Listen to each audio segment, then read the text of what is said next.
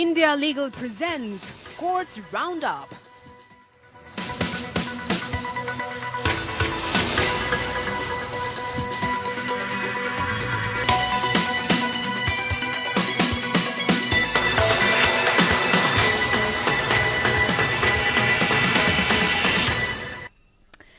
नमस्कार, मैं हूं आपके साथ वक्ता दुबे। कोर्ट्स राउंडअप में आपका स्वागत है। इस बुलेटिन में अगले आधे घंटे हम आपको कोर्ट से जुड़ी तमाम छोटी बड़ी खबरों से रूबरू करवाएंगे।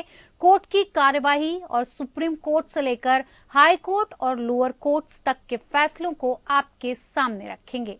लेकिन आगे बढ़ने से पहले एक नजर डालते हैं हेडलाइंस पर।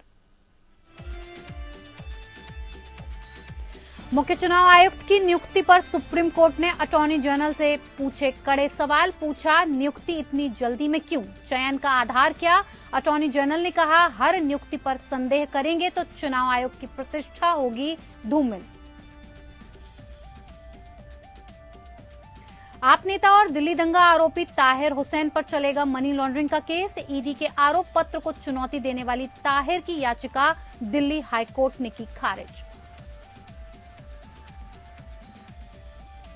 सीसीटीवी लीक मामले में सत्येंद्र जैन ने कोर्ट से वापस ली याचिका। प्रसारण पर रोक लगाने के लिए दिल्ली हाईकोर्ट में दाखिल करेंगे अपनी याचिका। मोरबी पुल हादसे, गुजरात हाईकोर्ट ने राज्य सरकार से पूछा, आरोपी अधिकारियों पर कार्रवाई क्यों नहीं? सरकार कार्रवाई करे, नहीं तो कोर्ट करेगी।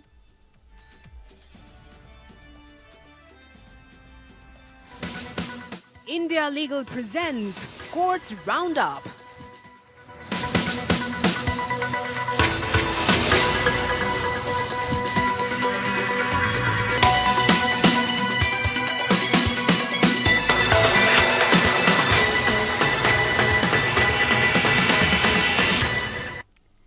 प्रधान न्यायाधीश डीवाई चंद्रचूड़ ने दृष्टिहीन वकीलों के लिए कामकाज सरल बनाने के लिए वरिष्ठ अधिवक्ता एसके रूंगटा से सुझाव लिया। सीजेआई चंद्रचूड़ ई कोर्ट कमेटी के अध्यक्ष हैं और कोर्ट के तकनीकी इंफ्रास्ट्रक्चर को अपग्रेड करने के मिशन में जुटे हैं। इसी कड़ी में उन्होंने दृष्टिबाधित वकीलों के काम को समझाने के लिए रूंगटा से जानकारी ली।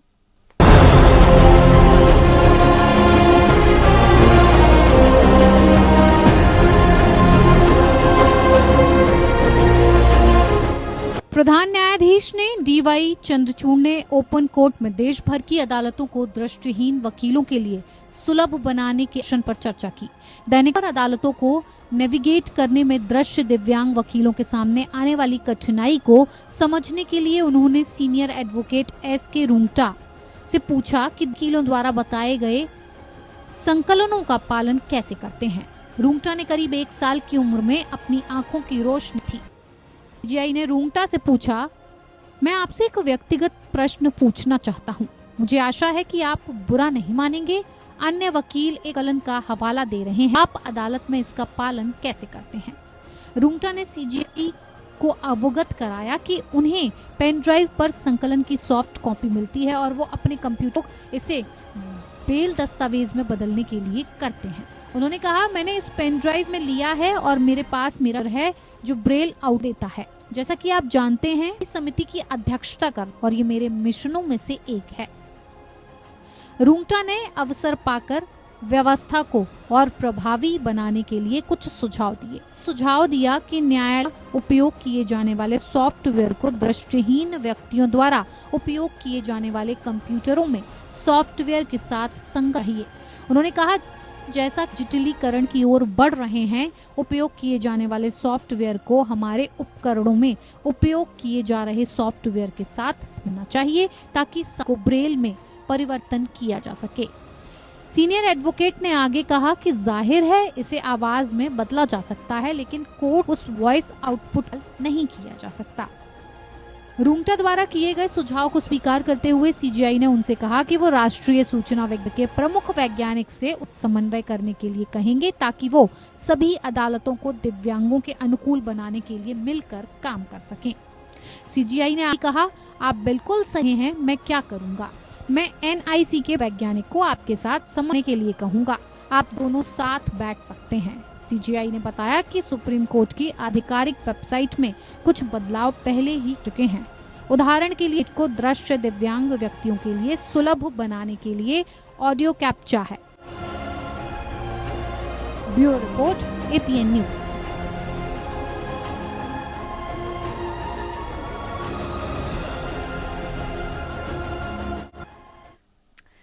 तो वहीं दिल्ली हाईकोर्ट आम आदमी पार्टी के नेता और दिल्ली दंगे के आरोपी ताहिर हुसैन को राहत नहीं दी है। हुसैन पर केस मनी लॉन्ड्रिंग का केस चलेगा। हुसैन ने ईडी के आरोप पत्र को चुनौती दी थी, जिसे कोर्ट से रद्द कर दिया गया। इससे पहले कोर्ट कह चुका है कि पहली नजर में ये केस बनता है कि ताहिर ने मिली भगत करके पैसे का इंतजाम किया, जिसकी दिल्ली दंगा में इस्तेमाल किया गया। इसमें मनी लॉन्ड्रिंग का भी केस बनता है। इससे पहले कड़कड़डूमा कोर्ट ने आरोप तय करते हुए कहा था कि शिकायत की सामग्री, दस्तावेजों और गवाहों के बयानों पर प्रथम दृष्टया हुसैन मनी लॉन्ड्रिंग के अपराध में लिप्त था। न्यायाधीश ने कहा कि साजिश में उत्पन्न अपराध की आय को दंगों के लिए इस्तेमाल किया गया था।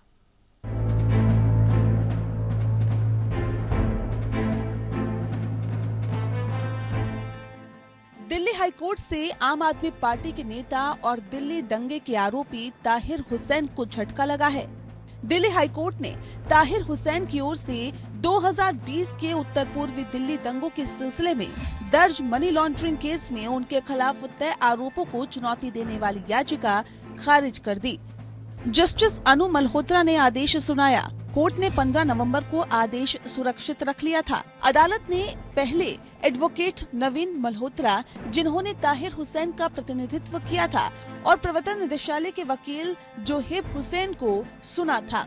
ताहिर हुसैन के खिलाफ इस महीने की शुरुआत में शहर की कड़कड़डूमा कोर्ट ने धारा 3 के तहत आरोप तय किए, जो धन शोधन निवारण अधिनियम 2002 की धारा 4 के तहत दंडनीय है।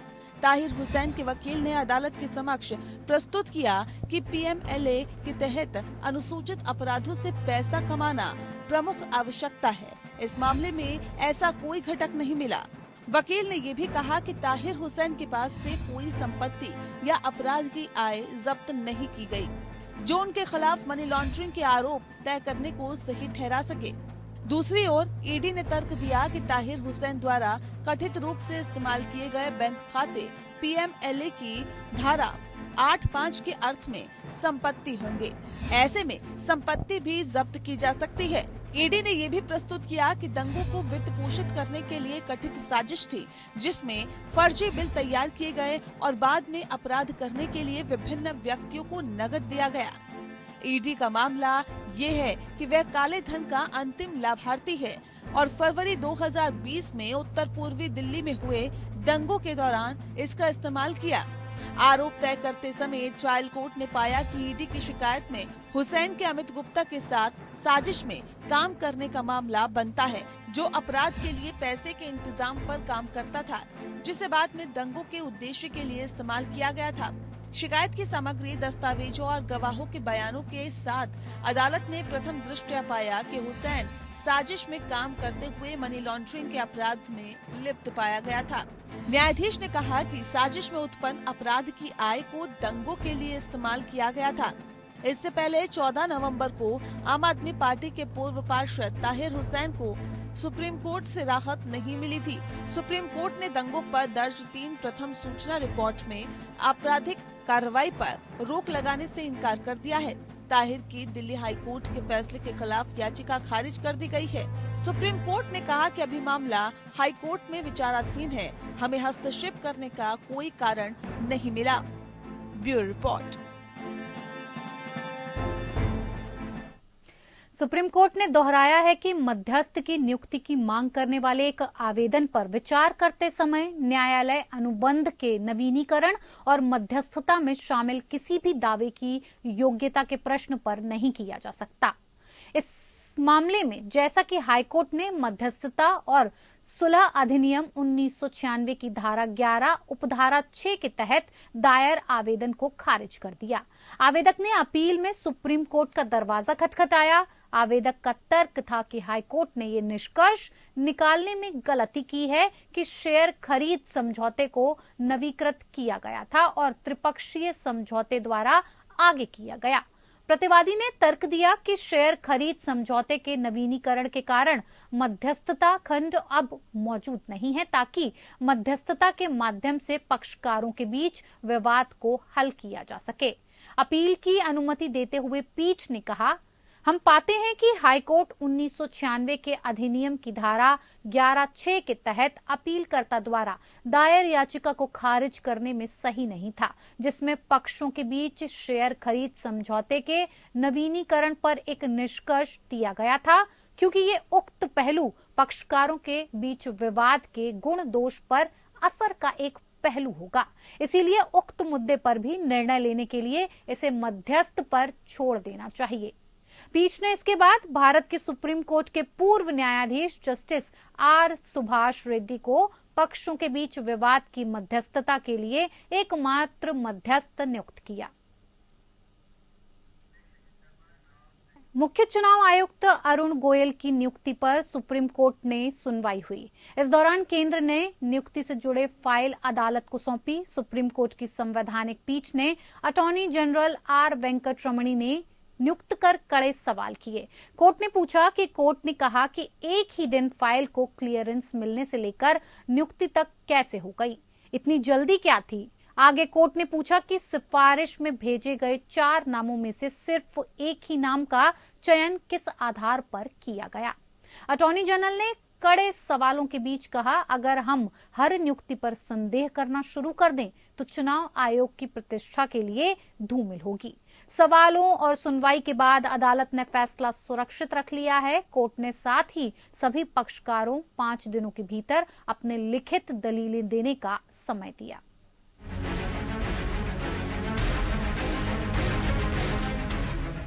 मुख्य चुनाव आयुक्त और चुनाव आयुक्तों की नियुक्तियों के मामले में सुप्रीम कोर्ट में सुनवाई हुई। कोर्ट ने अपना फैसला सुरक्षित रख लिया। साथ ही सभी पक्षकारों को 5 दिनों के भीतर अपने लिखित दलीलें देने का समय दिया। केंद्र ने संविधान पीठ को चुनाव आयुक्त अरुण गोयल की नियुक्ति की प्रक्रिया से संबंधित फाइल सौंपी। केंद्र सरकार ने कहा कि नियुक्ति की ओरिजिनल फाइल की प्रतियां 5 जजों को दी गई हैं।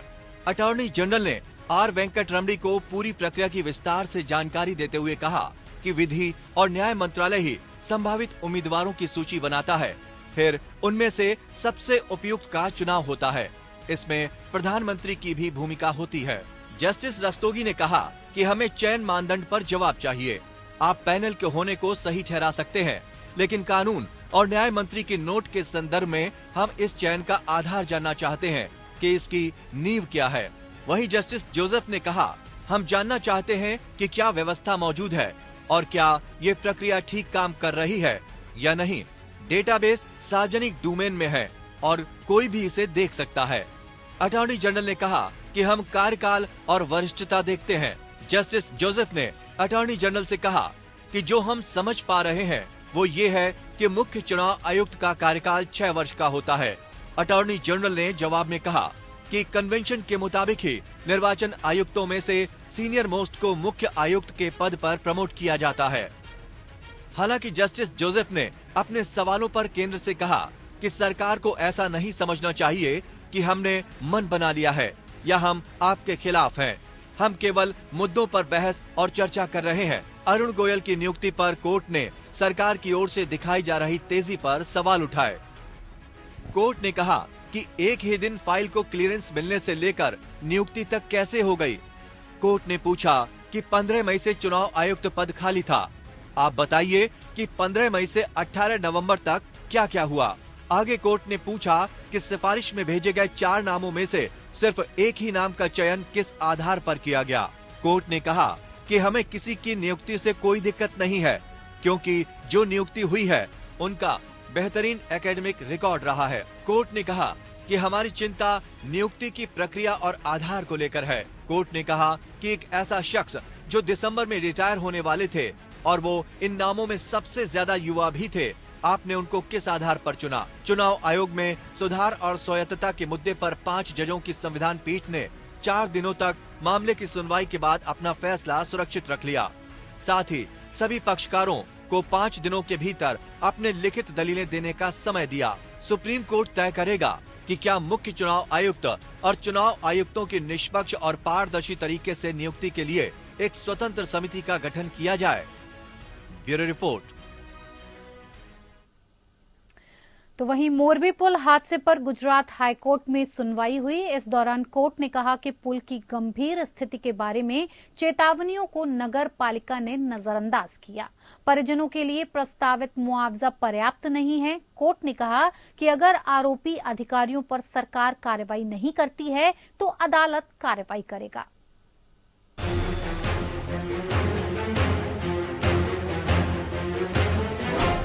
गुजरात हाईकोर्ट ने मोरबी पुल दुर्घटना संबंधित मामले की सुनवाई में कहा कि मोरबी सिविक बॉडी ने निजी ठेकेदार MS अजंता की ओर से मोरबी सस्पेंशन ब्रिज की गंभीर स्थिति के बारे में दी गई चेतावनी को नजरअंदाज किया था। हादसे में 135 लोगों की जान चली गई थी। चीफ जस्टिस अरविंद कुमार और जस्टिस आशुतोष जे शास्त्री की पीठ ने कहा कि अजंता कंपनी और मोरबी नगर पालिका के बीच पत्राचार टिकटों की कीमतों और अनुबंध को कायम रखने पर अधिक केंद्रित रहा। अगर पुल की मरम्मत पर ध्यान दिया जाता तो दुर्घटना नहीं होती। कोर्ट ने कहा कि 8 मार्च 2022 को सिविक बॉडी और अजंता के बीच हस्ताक्षर किए गए समझौता ज्ञापन समझौते को सिविक बॉडी की जनरल बॉडी ने अनुमोदित नहीं किया था। न्यायालय ने राज्य सरकार से भी सवाल किया कि राज्य ने गुजरात नगर पालिका अधिनियम की धारा 263 के तहत नगर पालिका को अतिक्रमण करने की शक्ति का प्रयोग क्यों नहीं किया गया। ये प्रावधान राज्य को शक्ति के दुरुपयोग, डिफॉल्ट आदि के मामले में एक नागरिक निकाय को भंग करने की अनुमति देता है। अदालत ने इस मुद्दे से संबंधित कोई भी टिप्पणी करने से परहेज किया। हालांकि ये जोड़ा कि आपदा या त्रासदी प्रथम दृष्टया अलग नहीं की जा सकती। इसके अलावा कोर्ट ने राज्य से भी पूछा कि उसने मोरबी म्युनिसिपल कमेटी के मुख्य कार्यकारी अधिकारी SV जाला द्वारा क्या कार्रवाई की है। इस पर राज्य सरकार की ओर से पेश महाधिवक्ता कमल त्रिवेदी ने पीठ को बताया कि वह SIT की रिपोर्ट का इंतजार कर रही है। इस पर चीफ जस्टिस अरविंद कुमार ने कहा कि कम से कम उनके खिलाफ ड्यूटी में लापरवाही की कार्रवाई शुरू की जानी चाहिए थी। CJ कुमार ने कहा कि आप इसे अपने दम पर करें, वरना हम निर्देश जारी करेंगे। सुनवाई के दौरान कोर्ट ने मोरबी नगर पालिका से भी सवाल किया कि उसने मेसर्स अजंता को अगस्त 2017 और मार्च 2022 के बीच पुल के रखरखाव की अनुमति क्यों दी। कोर्ट ने पीड़ितों और मृतक व्यक्तियों के परिजनों को दिए जाने वाले प्रस्तावित मुआवजे को भी नामंजूर कर दिया। कोर्ट ने पाया कि मरने वाले व्यक्तियों के परिजनों को 4 लाख का मुआवजा पर्याप्त नहीं था। CJ अरविंद कुमार ने राज्य को मुआवजे के मूल्यांकन में मोटर वाहन दुर्घटना मामलों में उपयोग में आने वाले नियमों का इस्तेमाल करने के लिए कहा। इसके अलावा महाधिवक्ता कमल त्रिवेदी ने अदालत को सूचित किया कि माता पिता को खोने वाले बच्चों को 3000 रूपए मासिक का भुगतान किया जाएगा। तो CJ कुमार ने इस प्रकार टिप्पणी की, ये क्या है महाधिवक्ता महोदय, ये पैसा केवल यूनिफॉर्म और किताबों के लिए भी कम है। इस घटना में 7 बच्चे अनाथ हो गए और 12 बच्चों ने अपने माता पिता में से एक को खो दिया। Bureau report.